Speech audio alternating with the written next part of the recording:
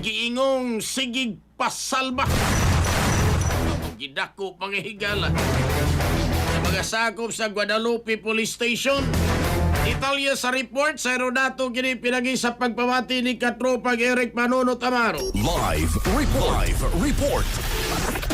Katropag ka, Jerry, mga kingilan, gimpaslak na sa selda, no? Sa Guadalupe Police Station, kining usa ka laki kinsagingong si pasalba sa iyang armas di puwego, ha? Diin hitabo ni ang pagarumbo po siyang panimalay kagabi alas, kuha na to, mga alas 9, alas 10 sa kagabi ang katapang dyan.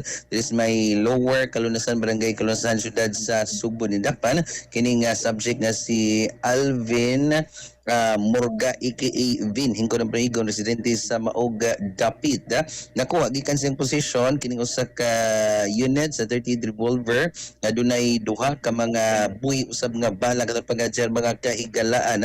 Una ang grupo usab ni Police Captain Vincent atog sa Station 9 katong pagbuntugan ni dala ni sila sa usab pod ka kining warrant, no, nga gi-issued ni Honorable Anaclito Di Balucos sa Executive Judge sa RTC Branch 17 Cebu City para usab isilbi ngadto na usab sa suspitsado hinoon pagpailas sa kapulisan pag-abot sa panimlay ini katropag kinigadzer awan mo pala ang suspitsado o gi tugtan aga kapulisan nga musud siyang panimalay aron usab mo implementar sa mga search warrant o atol sa pagpangukay sa mga gamit sa suspect. Dito nakuha ang naasoy usab nga armas gipangutanan ni kung na ba siya lisensya wa man gikapakita kadtong Jerry hinungdan nga gipusasan o gidaas sa Guadalupe Police Station din og mga adlaw Lunes posibleng pasakaan ni og kaso nga paghupot og illegal nga armas.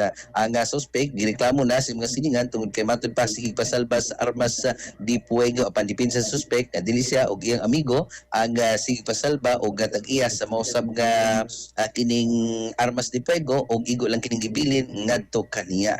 So far katropa sir kasikas gikan sa Guadalupe Police Station mga katropa basta kapinisgutan di ay kapiha nga good for the heart, good for memory, good for immune system. Asa pa man mo aning kapiha paghigalad kani mapalit lang si Yasot Incorporated umot lami sustansyado pa tungod sa kamunggay kini po soya powder ug mangosteen Santon Plus Coffee Mix.